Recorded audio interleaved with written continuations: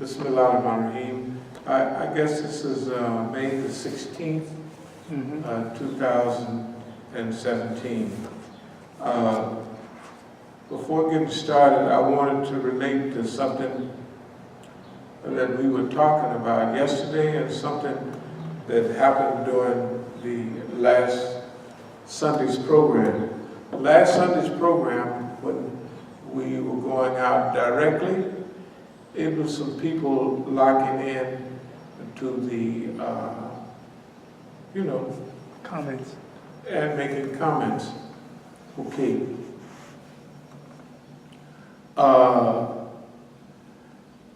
We talk a lot about focus.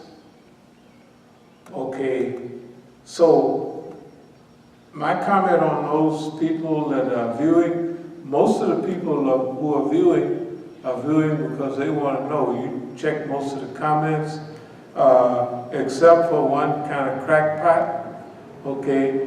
And they're known as a crackpot. They're not, okay. So the point I was making was we shouldn't even look to see what they're saying, because what they say does not count. It's not that people don't have a say-so, but their behavior has moved them out of the realm of having anything to say about this. Their behavior has moved them out of the realm of having anything to say about this. They don't have no ability to make some critical mark or their criterion, because their behavior has been, number one, has been totally un-Islamic. The way they've approached the issues have had no flavor of Islam at all. Okay? Number two, they've given no reason for their behavior. Right? Why are you acting like you're acting? What has caused this? Right? Why are you acting like you're acting?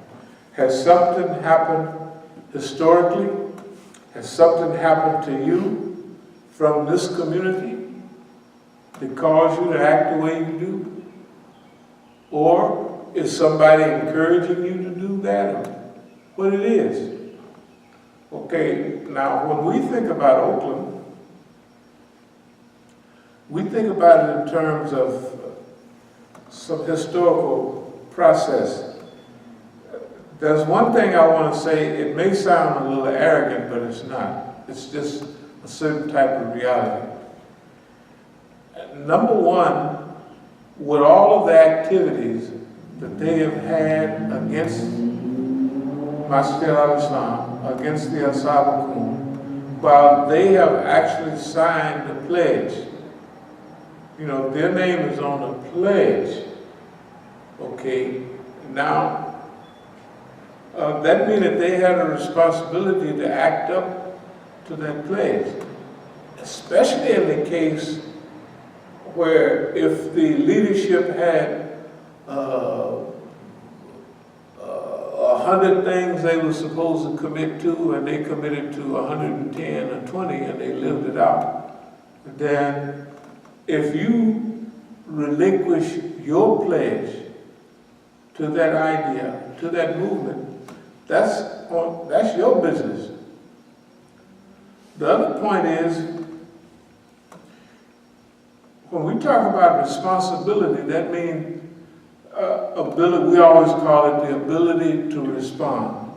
We cannot always manage what they do to us, but we can manage how we respond to it. We have had the principle all along. We don't have nothing that we want them to do to satisfy us. But whatever they do, we're going to use it as a benefit.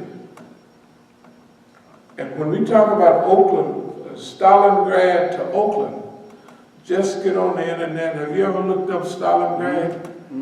Have you ever looked up the part where they do the military study of it? That how the Germans used everything correctly, the bombing and this and that.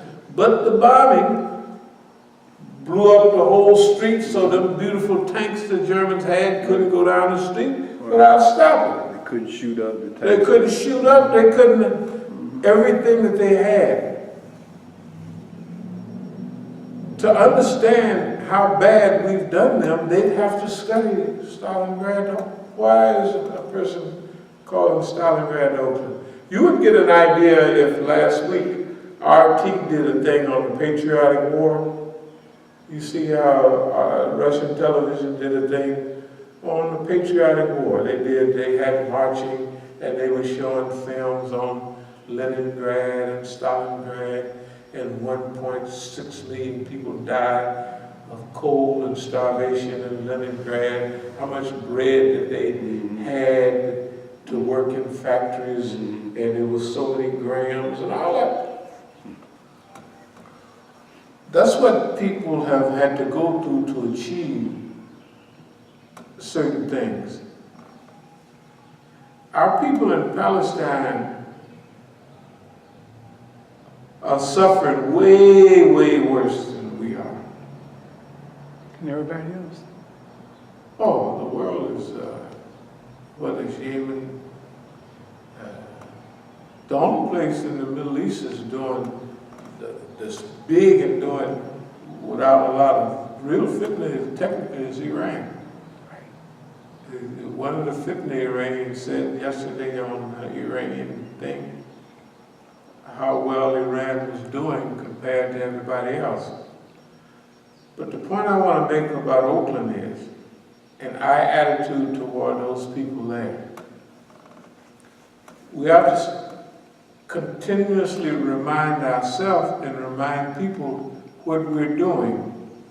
We are a real time or real lifetime case study in time. Like, this is not like after they found the COINTEL program when Dr. King and Malcolm was dead. We're doing all that now. When the fitna comes out, we report it 2 days later. And 3 days later, we come out with the counteroffensive against that thing. This is real live, action, whatever it is. It's in real time. And it's a scientific approach. We don't sound scientific because we have a colored accent and we use different words. But if you study what we do, it is clearly scientific. It's inspirational. We plan, we organize, we think, we develop support networks, we strategize, planning tactics, we visualize the future so that we can avoid, you know what I mean? We have certain expectations of the future based on past behavior. All the things that they say in sociology, how do you predict future behavior? By studying past behavior. How you study a fighter or a team or anything. All of them, you study how they play. Okay, if you look at last week's film of a team or the last fight of a boxer, he can't change that much by the time. So if you study all of even his development, his pattern, you can figure out, okay, now they're watching us, right? So they have studied our weaknesses. So we watch ourselves too. What are our weaknesses? What do the other coaches say? This guy, you gotta play him. What do other fight managers say? Well, I tell my fighter, you're fighting so-and-so, you gotta, what do they all say? You're paying attention to everybody. See, that's the difference from us. We don't close our doors like, if y'all went to that old meeting the other day, we knew there was not gonna be anything there. But we went. Just to get a feel. We go to other stuff, but just have a feel. They don't come here, right? They cut themselves out. We're not cutting ourselves out. There's another important thing. It's not that they don't count, but they actually don't. You know, personally, when I had to deal, I've watched the government, the FBI, how they deal with mafia, how they deal with all kind of people. In the 80s, they had a little thing when they was really cracking down on the mafia. The FBI would be out in front of the mafia guy's house, and they would have their car bumper on his bumper. And they would really use psychological stuff on them. They could do that on them because you're supposed to be mafia. They can't do that on us. Because I'm going, well, what the hell? I'm going to get my camera out and what's wrong with you? What are you doing? You know, I'm going to be talking so loud and got it on camera. I'm going to embarrass him so bad from color talk that he ain't going to be able to stand it. He going to either blow his stack or get on out of there. He got to. So, yeah. Like you did on 8th Street. Remember the police was on 8th Street? We were up on 8th Street.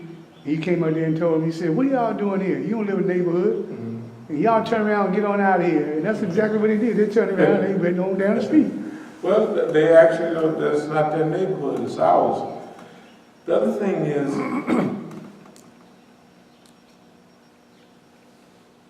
we are planning and acting and forecasting our own life.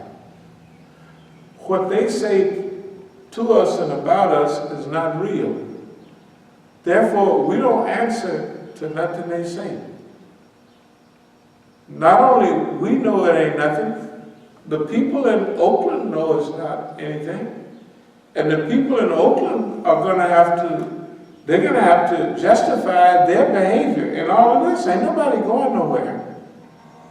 They have to justify what they've been doing over the last 2-3 decades. If they gave bail, if they was there and all that, and then they pop up and leave, they're gonna have to justify the history, not to us. Mm-hmm. Why y'all leave? We don't print the whole Brotherhood list, check off names. Where did you go? Why you go there? History, they're gonna have to tell history. They ain't gonna tell us nothing. The other thing that's very important is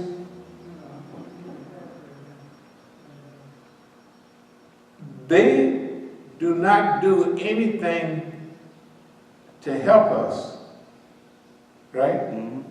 And they haven't been able to do anything to hurt us. We have gotten to where we are in spite of the Oakland Police Department, in spite of the FBI. You know, sometimes you just have to do research to find out where you stand, where your organization stands in this historical process. Our research shows that don't have nobody, the mafia, the political groups and organizations, how fast they moved on the Communist Party, what they did to them, how many communist members of the Communist Party is the police right today. Can I have contact with the people at the top? Okay. It's just they have to figure out the number themselves. I'm not going to make no, I'm not going to handicap their numbers or nothing. Any anti-government organization, any freedom-loving group of people, they have not lasted too long, especially when you consider the amount of resources that the system have dedicated to that group of those people. What I'm saying is we are where we are because of what we do, because Allah allowed us to get here. They don't have nothing to do with it. They done tried everything they can. Can you imagine? If you take the Arabs in Oakland, if you take the Negroes in Oakland, if you take every group in Oakland, over the years, let's say for the last 35, almost 40 years, that have came and left and moved in and out, and we're still here. Where are all of those people? And we got there with all of them working against us. Right? Just like in D.C., we're here. We don't look at this as a big deal. We just came to D.C., bought a little masjid, bought a bigger masjid, sold books and oils and did programs. But nobody else was doing that. Ain't nobody else in D.C. did nothing like that at all. Ever. Right. And we wasn't sweating and you know what I mean, staying up all night, you know what I mean, pacing the floor doing it. We're doing it happily like. When we go selling books, thank God we were younger, we pack up when I think I'm just packing up them books, you know, when I'm working in the garden like today and yesterday, and that's a little work. But you get to do it. And then I said, well, let me go take a little breather. You know, once the sun is out, we're going to take a little breather. It's okay. But I think of, first of all, packing all them books up on a street, box after box. Each box weighed about 60 pounds. Take them downstairs, no big deal. But can you imagine? Right upstairs. Hey, man, they call that Herculean efforts. Right? And you just smile, all them boxes, the car sitting down in the dirt, you know what I mean, can't hardly move. You know what I'm saying? And going to them programs way off. All of that is just natural. That's what we're doing. When we look at Washington, D.C., not only nobody did that here, but all the people here were working against that. All the people was coming around, they wanted to be the deputy sheikh, or they wanted to be the guy around the corner. I want to teach a class. I said, yeah, it's good to see you. Then after Maghrib, he was saying about talking to us and some of the brothers about shortening prayers. So he said something about shortening Maghrib. And he was going to teach a class. He did a little Arabic. He was a little Negro Imam or Islam, something like that. He showed up in some papers like that. I said, well, what you gonna do? 1.5 rakat? How you gonna shorten it? You mean you read something? Yeah, we could. So then he was mad. He thought I was mad at him or jealous of his knowledge because I didn't let him teach no class. The only thing that held me up was the shortening of Maghrib. He said shortening of Isha, all right. Zuhr and Asr, I could have went for that, you know. Yeah, you know, it was leeway, but shortening of Maghrib. So I just asked him, I wasn't being funny. I said, so how many rakats is it? 1.5, 1 3/4, or what do you do there? So we got where we are in spite of everybody.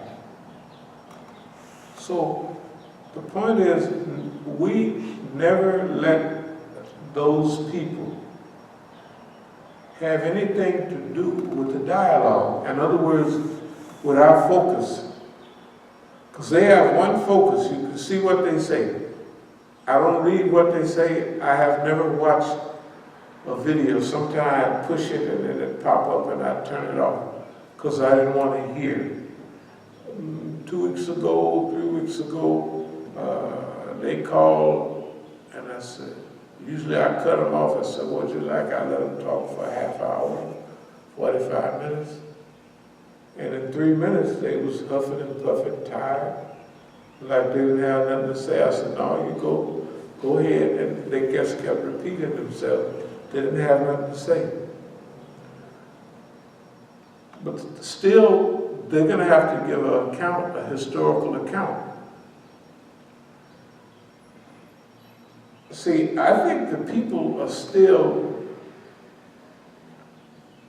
not mesmerized, but the camouflage was so slick that they didn't perceive things happening the way it happened. They had been taught by their teachers. Okay. The European had used this approach, it didn't work, and we used that to boost us up. Just by the name. Islamic Institute for Counter-Zionist American Psychological Warfare.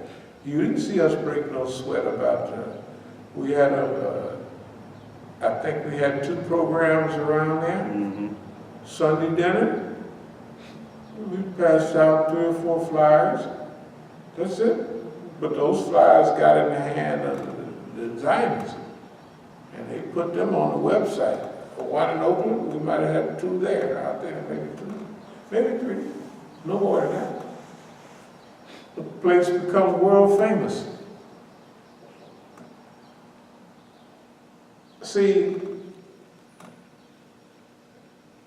people are so awe of the white man, of the Zionists, that they don't mess with him. Now, bank robbers are trying to rob his bank, but they don't do big bank robberies, not Negroes. White folks do big bank robberies where they get plenty of money. Negroes just run in with a note, they put the money in an explosive, red explosive bag, and niggas go out like the one down in front of the White House. Mm-hmm. Police lieutenant walked up and said, well, you gotta go to jail. He blew smoke coming all out of his car. You know, okay. I mean, that's all right. They won't give him but 8 years, maybe 20 now, if it's the second one.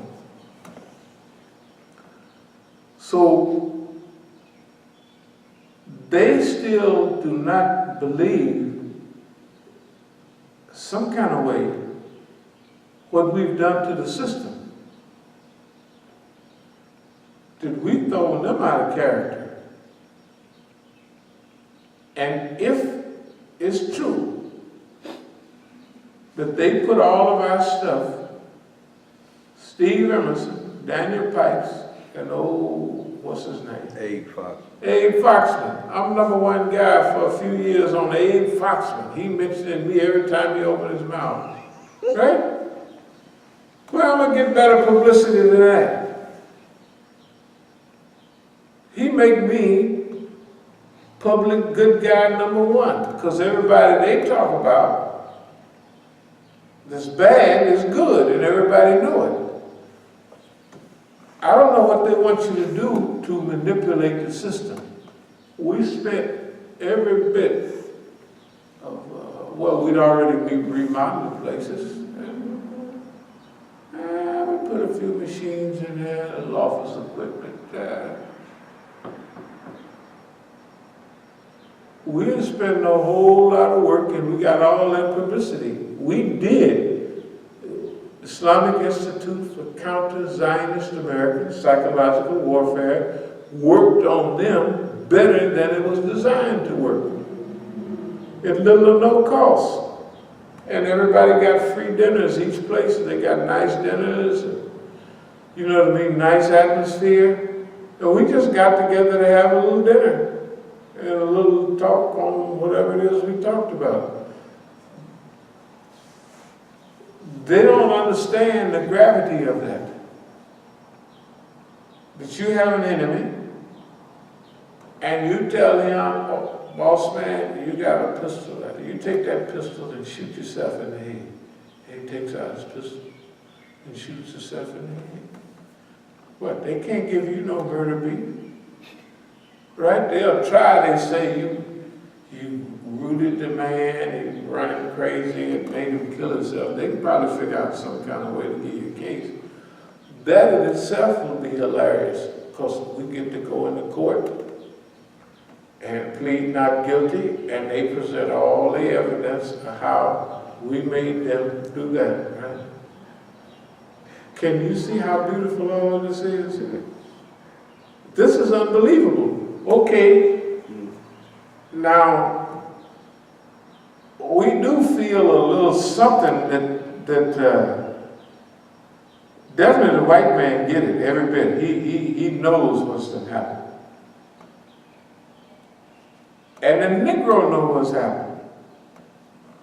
Because the Negro, like the lady and her husband.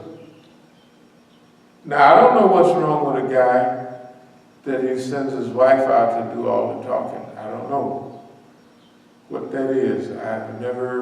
I'm not skilled in that type of, that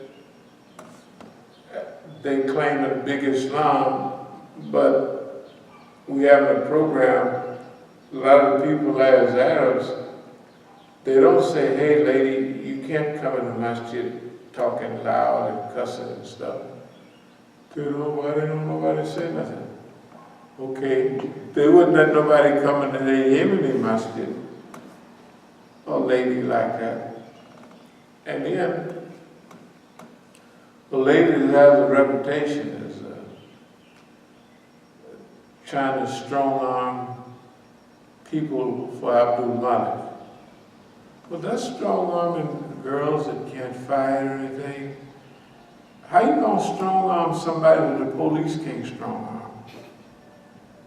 The FBI can't strong-arm people. You tell the FBI, I told you, sit down over there and shut up while I'm talking. They know I do it. You know what I mean? People have seen it, well, they've seen it with the police.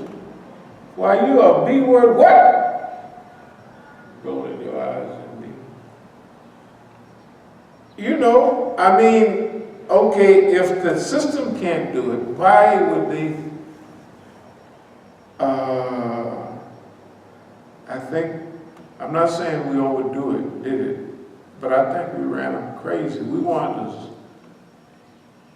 spook them up a little bit, you know what I mean, get them, but I didn't really want to run them crazy where they don't make no sense. You see what I mean? They don't make no sense at all. Nothing, none of them. And it's in the public, right? I actually went home, not to cut you off, but afterwards I went home because it reminded me of Abu Lahab's wife. Right. And so when you Carrying the flame. So when you read that and you read the history, Right. it's almost the exact same thing that's going on. She carrying the crackling wood, she carrying the stuff to burn up their own joint. You're right. You know what I mean? Burn herself up. Well, the stuff they say, I don't know what they say, but what I hear, you know, here's what's bad about it. You know, like, you notice all of those DVDs on there now? Mm-hmm. Lectures from decades ago. And they hear, I'm not bragging, but they hear me talking about worldwide subjects. I mean, and it makes sense, I believe. I mean, does it seem to make a little sense? And it's deep. And they get on there, whatever they say, they just... See, they got junior script writers. They need to get some more script writers. No, they didn't write, see, I think they're writing their own script. The white man had told them. No, why we don't hate the people, why we not, let's take the auto shop owner on 98th Avenue. Imam, Brother Imam's good brother, Palestinian brother. He led the prayer in our Masjid for Fajr prayer probably since 1991. Yeah. He led the prayers for a good 20 good 20 years, maybe 24, 25 years. Okay. Now, his family came to the masjid. They own, like most of the Arabs, they own a liquor store. Not a liquor store. They own a store, but they sold different stuff. You know, pipes and screens and Playboys and all of that, you know. Easy rider. Hey, man. Paraphernalia. All rolling paper, they did the whole show. Okay, but I mean, hey, now one time with the family I happened to be by there, inviting the family. So they have one son selling and another cousin in there. So the Negro are drunk. They go and grab him, bring him back, and they beating the guy, counting. So I wanted to see what he had. He had stolen a penthouse and some rolling paper. And I let him know that I was just watching TV. That looks like what the Jews do to y'all and y'all back home. To me, that's what it looks like, exactly. So I didn't say nothing else. Because the Negro had stole, but he stole a doggone penthouse out of them and some rolling paper out of the Muslim joint. Right. So, I mean, you know, but he did steal. I don't think he can get his hand cut off because for stealing haram stuff. But anyway, so it was 1990. I remember all the brothers, the Palestinian brothers, all of them are raised in the neighborhood. And Imam is right there with my oldest son. They all went to class. They all right there, you know. They all had them shopping cars and Vogue tires and Star Wires and Vogues, they called them, you know, and Krugers and Mustangs. They was all in that crew, you know. And in fact, Imam, the other brothers, my son, they would wear a perm. But Imam had a natural perm, so he had his. You think he had his Palestinian had Negro style. They was all, he was colored. He was just one of them. So, come to find out, him and the Negroes got a case in 1990. Now, the other brothers went on to the penitentiary. As soon as he got his case, he showed up at the Masjid and didn't leave since then. Now, I know he didn't got a case. I know stuff like that. I mean, everybody. He didn't go to jail. He came to the Masjid. So automatically, I know why he's there. Shoot, he's working off that, whatever it is, he's working it off. It's automatic. It ain't no mystery. Now, I told him about it a few years ago at Fajr prayer. See y'all coming in and playing